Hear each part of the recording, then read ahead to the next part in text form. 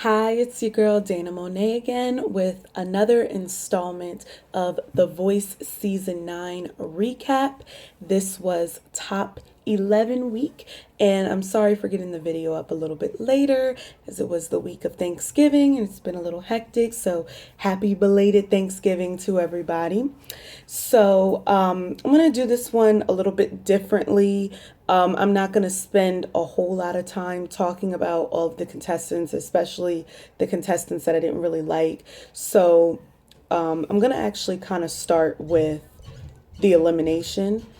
The elimination consisted of the Twitter save coming down to Evan and Corinne. And Evan was the one that was eliminated. Now, I actually did Twitter save to save Evan, but both of their performances were jacked. Evan performed first in an ugly sweater, and I kept on telling him to stop dancing. He has to stop this dancing mess. It's like, well, he's eliminated from the show now, but that was just really messing up this performance. The performance was cheesy in and of itself, but the sweater and the dancing, it didn't help. But at least he was on pitch. Corinne was seriously off pitch, and I always say to myself, Gwen chose her over Ellie? Like, seriously, I am still obsessed with We Don't Have to Take Our Clothes Off. Still obsessed with that song. And I just can't believe that Gwen did that. But Corinne was seriously out of tune with that song. It was pretty ridiculous. So it's kind of like the lesser two evils, I guess. Corinne performed last. I mean, I hate when they show the results and you can see it, but it is what it is. Since we're speaking of Evan and Corinne, just to mention their names, some iTunes information.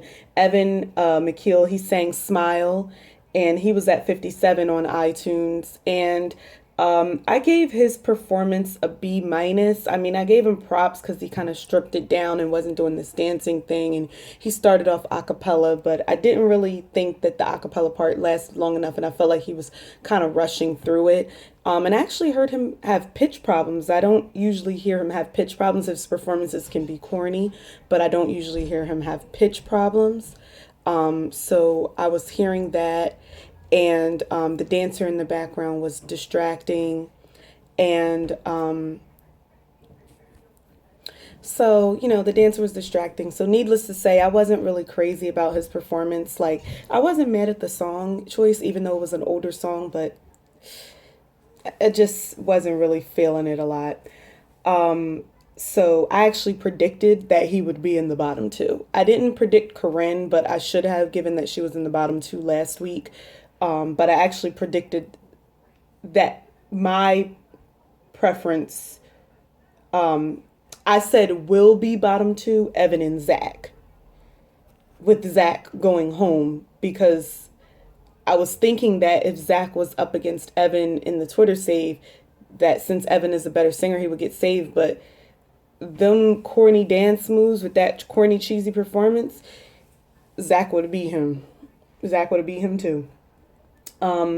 So Corinne, the other victim in the bottom two, who got the Twitter save, on the actual performance night, she sang "Only Hope," and she was at number 74 on iTunes. Evan was at number 57 on iTunes, and this is around about the close of the voting, around 12 noon on Tuesday. And I gave Corinne a C. With her performance, I thought it was pitchy even on performance light, and I just didn't like it. Her voice is pretty. It just doesn't go anywhere or do anything for me. It's just, out of all of like the light lilting voices on the show, she's the weakest link. So goodbye. She has to be going next week. Well, actually, no, there's a couple other people that I would rather see leave before her. And that's just really telling of how kind of dull this season is. And even though they're doing this chop where they're going to be cutting, five singers. I don't know if I discussed this, but the week of December 8th, those eliminations, they're cutting five people. So next week, they're just cutting one more person. So it's going to be a top 10. And then top 9 week, 9 people are going to sing, but only four are going to advance. So that's a big chop. But I mean, a lot of these people need to go, but it's kind of crazy. I don't like that format. I prefer them get rid of 2 people per week. So that's going to be kind of interesting to see how that plays out. And I mean, if the right people make the top four, then it'll be a genius decision. But if somebody like my Jeffrey gets eliminated, then it's going to be a problem. So let's just say that. So basically, my personal will be bottom two was Evan and Zach, with Zach going home. But my should be bottom two was Braden and Zach, with Zach going home. Of course, Braden keeps on getting the vote. So, I mean, he's probably, I think he's going to leave with the big chop, though. I don't know if he's going to get eliminated next week, but I think he'll definitely leave in the big chop. Shelby didn't do too well on iTunes. She was actually on the lowest on the list. She was 128, and she sang You and I. And I personally thought that she did a really good job with You and I. Her stage presence can definitely use some work. She was a little wobbly walking down them stairs, but her voice is massive. And this is the song that she used to growl on. That country song she was singing last week, that's not the song that you growl hard on. You and I, you and I can't even growl on demand, but this is the one. And she was like Alabama, throwing her state in there. I was like, you better go ahead, Shelby. If you just listen to her, she's a great voice. And even though she wasn't good on iTunes, I knew she would still get the votes. She escaped the bottom two. I actually did vote for Shelby, but I think what the issue is, other than the fact that she went first, is that she's a country singer, and country singers usually do really well on this show, but only when they're on Team Blake. That's why Emily Ann is beating her out. See, Adam is like inventive, and he likes to try different things and different arrangements, and have people who are country sing different genres or vice versa and stuff like that. Blake is not like that. If you're a country singer, you stay in your lane, and that is what he's doing with Emily Ann. And she may not be as good of a singer as Shelby, but she's kicking Shelby's butt because she has Blake as her coach. And I hate to say it because I don't like middle of the road, straight and narrow country, but in terms of her winning the competition, it's not going to happen if she's not singing country every week. And, I think that she's better than that. Like, I mean, she has a great voice. I mean, she could sing country. And, even on Team Adam, I still don't think that she would prosper. I think she would have to sing country, and then she would have to be on Team Blake as well. She would have to do both. It can't be one or the other. It would have to be both for her to be able to succeed on the show. It's a shame. The whole conspiracies for this show are just absolutely ridiculous. So that's kind of how I feel. Although I do think that Emily Ann I think she did a decent job. I mean, it's just not my style of music. Emily Ann, she sang Why Not Me, and she was number 14 on iTunes. So she may have ended up cracking the top 10. I'm not 100% sure, but that might have been a little bit before noon at the close of voting. But I had to say, even in my not liking the whole country bluegrass type of thing, I had to admit that she sang it well. She hit a nice high note. I mean, I think that she did a good job with the style of music that she was in. So I was like, I know she's going to get the votes. And when I saw that everybody online was really feeling her, then I was like, okay, I know she's going to get the votes, and that, she's going to be sticking around. So, I mean, I would like to see Shelby, well, only 4 people are going to the finale, so Shelby could very easily get axed in that bloodbath. So we'll see. I think that it's kind of a race. Well, I'll wait till the end till I tell you who my top 4 are going to be. But okay. So Jordan, personally, I feel like he set the bar really high for himself. And in my opinion, he missed the mark a little bit with the Jessie J cover. I'm not gonna lie. However, this list that I have on iTunes, this was before the final list, because he did actually make it into the top 10. I have him at number 12, and he sang Who You Are by Jessie J. And I heard him strain for the first time. His voice is definitely still good. I kind of wish they would stop playing up that misfit thing. I'm like, everybody understands, like, we get it. He doesn't look the way that he sings. Let's move on and let's just hear him sing. We don't have to talk about how he's an inspiration all the time. Like, I can't be an inspiration because I don't look the way I sing. Like, I don't like that type of thing. Like, just sing. That's all we needed you to do is sing. And if you're the type of singer who likes to sing songs that uplift people and that are inspirational, then that is perfectly fine. But we don't need to, we don't need to belabor that. Like, we just need him to sing. That's what matters at the end of the day. This show is called The Voice. So that's how I feel about that. I did happen to ask some country fans on the blogs if they actually liked Barrett and Zach because I thought they were pretty boring. And they were pretty lukewarm on them. I think that they like Emily Ann. Like I said, a lot of people like Emily Ann. I just wanted to kind of understand as a non-country fan if country fans were liking them. Very briefly, Braden, he's just not ready. Like, he tries, like, he slicked his hair back, but he actually is a pretty decent singer. He's just not ready for prime time. That's just bottom line. And he never sings anything current. The boy is 15 years old. Like, give him something current. Like, I am the one who always goes for the old school songs. So I don't have a problem with people singing old school songs. But when you're on a competition show like this, you have to kind of mix it up. But apparently it doesn't matter because people are voting for him. But he's not going to make it through that bloodbath. If he makes it through that bloodbath, it's going to be a serious, serious problem if he makes it to the finals. We can't have that happen. And just to note, Braden sang a song called True. And I'm not sure what time I got these iTunes results, but he was number 77 at this particular time. So it was a little bit before noon. Jeffrey, as I mentioned earlier, is one of those people who absolutely has to be in the finals. He's my baby, and I'm very much in love with his tone. And I do think that I think probably him and Jordan are really playing to win. But Jeffrey is playing to win, and he's still giving us beautiful music. Not to say that, and I compare them because I feel like they're going to be 1 and 2, like first and second. Like, I feel like that's how it should be. But Jeffrey, I just think that he feels more when he sings.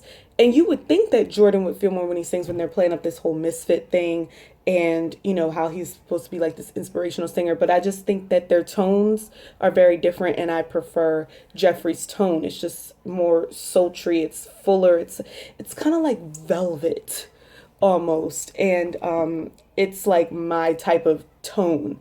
You know what I mean?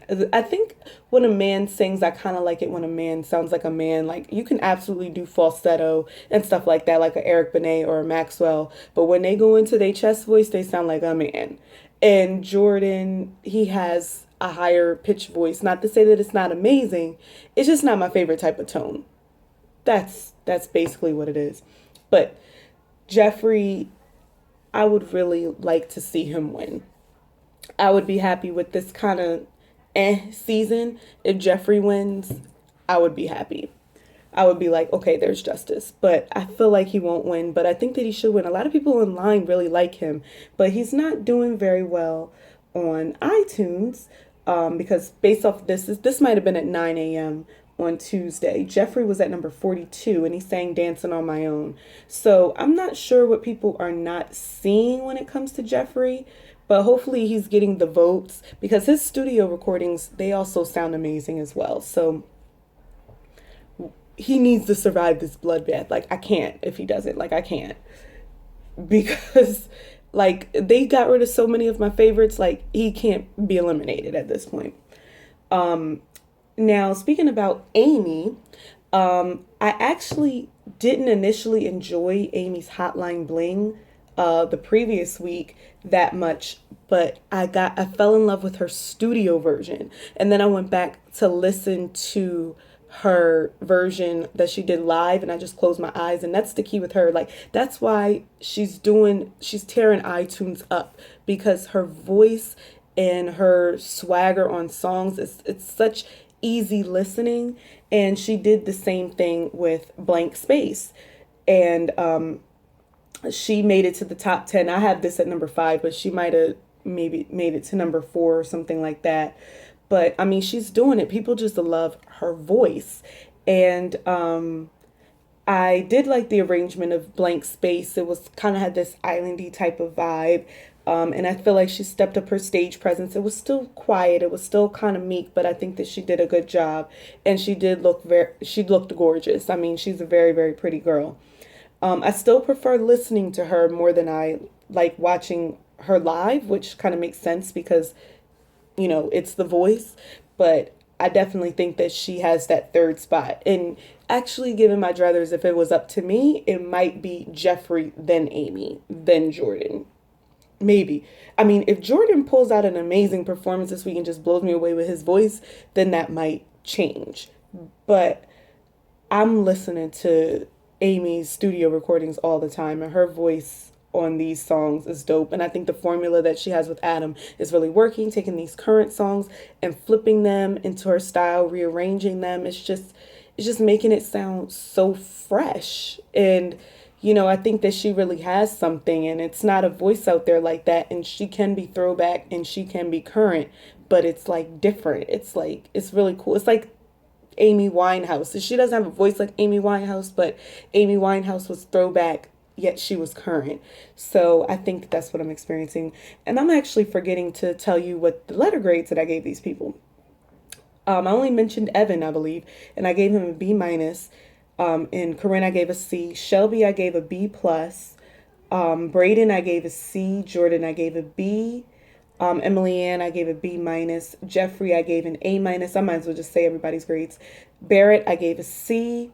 Zach, I gave a C minus. And Maddie, I gave a B. So that was that. Again, Corinne's original performance, she was pitchy, and I already kind of went over that. So moving on. Maddie performed Love is Blindness, and she made it to number 17 on iTunes. Again, this was as of 9 a.m. on Tuesday morning, around about. And I kept thinking about Jackie Lee's version from season 5, because Jackie Lee just killed it. She was like, I'm so sick of it, and I just loved it. And they were completely different moods. Like, Maddie's was a more subdued, more like, love is blindness. It wasn't as like, I'm gonna like break dishes and, just go hard. It was a little bit more simple. But she was sitting at the piano at first, and I liked that vibe. I kind of wish she would have stuck with that, because then she got up with the piano. She did an unnecessary turn or something. And her delivery, once she got up, it didn't have that ferociousness that I kind of wanted. Like, love is blindness. Now, upon second listen, I did like it better. It had more punch than what I remember, but I still don't think it had enough punch. Like, I think that she should have just kind of stayed at the piano and did a more stripped down version instead of trying to let it soar, because I don't think that that's her forte. I don't think that that's her voice. You know what I mean? I think that she needs to stay in that kind of intimate realm, because when your voice isn't big enough to do that, and then you try to do that like Corinne tries to do a lot of times, it doesn't work out. Amy, and I keep on wanting Amy to do it, but I understand she needs to stay here, because then if she tries to belt, it ain't gonna work, So I'm okay with that. I'm okay with that. I'm gonna just elaborate a little bit more on Shelby. Well, I actually talked about Shelby quite a bit already. So, just in conclusion regarding Shelby and Emily Ann, I don't think that Adam is ever going to win The Voice with a country artist, because when he has country artists, they're not going to continuously always sing country, because he thinks outside of the box. And I don't think that country fans like it when their country singers aren't always singing country. And when Blake has country singers, they pretty much always sing country, especially when it gets to the live rounds. And that's where they get, like crazy iTunes downloads and, and stuff like that. So, I mean, I think that Shelby probably would have had a chance to win if she was on Team Blake, but I don't think that she has that chance because she's not like a good enough pop singer in terms of presence, like stage presence. Like, I think that you can have kind of not so great stage presence as a country singer because your voice can have a lot of personality. And let's just face it, country fans will vote for country regardless. I mean, you see how bad Barrett and Zach were, and they're still there. So people are voting for country people. So, I kind of feel for Shelby. I want her to stick around, but I fear that she's going to be leaving in that bloodbath.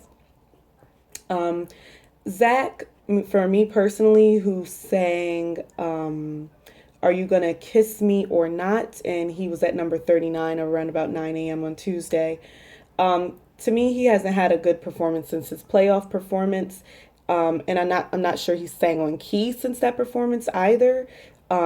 His performances are boring, and the judges are just praising him like he's the second coming of Jesus or something. And it's just ridiculous. Like, I feel like there's a way, and I'd be going to the bathroom during the judges' critiques because I can't, but I just feel like there's a way to give constructive criticism and also be nice about it. And I know The Voice is about being nice, but I think that you could still be nice in the confines of trying to give constructive criticism. And I'll speak a little bit about that a little bit later. And then, randomly Pharrell wants to perform on performance night, which I kind of thought was kind of selfish. I think that when the coaches and other artists perform, that should be saved for results nights. It's a whole hour long. You can squeeze that in. I have no idea. He was there on results night. I have no idea why he couldn't perform his song on results night. So that was that. Barrett, his performance was pretty corny once again. A choir came out. It was cheesy and generic, in my opinion. And like I've always said, I mean, he has a decent voice, but he's not going to win. He's not going to be the country person that's going to win. If anybody's going to win that's country, it's going to be Emily Ann, because like I said before, she's Danielle Bradbury 2.0. I just can't even semi-like him. At least Zach did a performance during playoff week, which kind of was like, okay, Zach is kind of cool. But since then, the last 2 weeks, he's been crappy, so it doesn't even matter. But I don't know what separates Barrett from many other country artists. Again, country is not my forte, but whenever I see country artists, a lot of them sound the same to me or similar. Like, the ones that I can distinguish a little more easily are the females. Maybe because it's not a lot of prominent females in country that I actually know a few of them more than, and to me, they don't all sound the same. So I think that that's where it comes from. But Emily Ann is the one when it comes to the country vote. I did mention earlier that I'm obsessed with Ellie Lawrence's studio version of We Don't Have to Take Our Clothes Off. And I may potentially cover that song or audition with that song for The Voice when they actually come to Philly in February. I just found that out recently. Maybe not, but I just love that song. I'm kind of obsessed with it, just like I'm obsessed with Amy's Hotline Bling. And just to kind of elaborate on the coach's critique situation, even before this season, I don't understand the purpose of the coach's critique. Like, I used to actually just listen to the contestants sing and mute the TV because their critique is really irrelevant. It doesn't matter. All you're going to do, like, somebody could seriously be out of tune on the entire song, just sing it completely out of key, strain their voice and do all kinds of crazy stuff. And they still wouldn't critique them. Like, at that point, like, if I was the one up on stage and for whatever reason that happened to me, like, I would want you to critique me. Like, I don't want you to tell me I'm amazing if I'm not amazing. Like, if I am amazing, then yes, I would probably want you to say that to me. But if I'm not, which most of these contestants are not, Don't say that. Don't tell Zach that you're ready to go on the road right now. Not with his pitchy ass sounding voice. Like, it's not even about the fact that I don't like country, it's that he can't stay on pitch. That is a problem. Like, you need to be able to do that. And with Corinne, oh my gosh, Adam is the only, Adam tries. He tries to give critique, but then he likes to flip it. Like when Corinne was singing his song for her Save Me performance,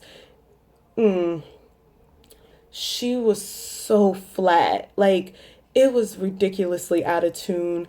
And he was just like, oh, I wasn't expecting you to sing my song and everything like that. And really, he was thinking in his mind, like, she just really messed up my song, like, for real. And she did. And that's one of my favorite Maroon 5 songs, She Will Be Loved. And she totally just ruined that song for me.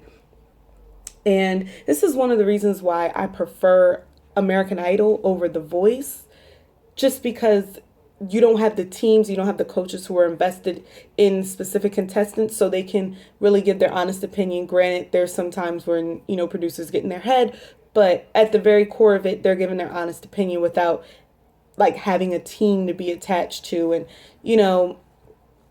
if the coaches are always going to say that, then it's not necessary. We could just have the contestants perform, and then we can go on a commercial, go to the next contestant, use more time for them to talk about how they came up with the song. If that's a song that they came up with, is that the song that the coach came up with? Let us see them in the studio. Let's see how those iTunes recordings are coming about.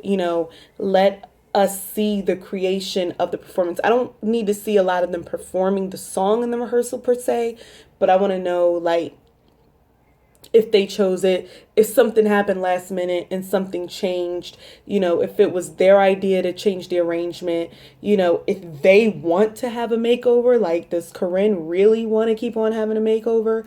Like, I want to know these things. And we could really just cut out the judges' comments, add a little bit more of that, make the performances longer. This is a singing competition, and I know that the coaches is the reason why they're winning Emmys, but forget that. I'm sure American Idol won some Emmys back in the day, but if they didn't, they still had 30 million viewers. And that wasn't because of the judges. It was because people were obsessed with Idol and the performances and all of that. So I feel like you can be a good singing competition show without having superstar coaches on the panel. It doesn't matter to me, I guess, because I'm an artist, so I like to hear the contestants. So that's about it. Again, this is a kind of a ho-hum season a little bit. So I'm really not as excited, but I'm going to continue doing these recaps. And I do just want to let you know that American Idol does return on January 6th, I believe I heard it. So I will be recapping the very last season of American Idol. It's sad, but I'm excited, and that'll be my first recap of American Idol, so I'm excited for that. So until next week of The Voice, one more week until the bloodbath. So it's only 3 more recaps left. So I'll be seeing you. Bye.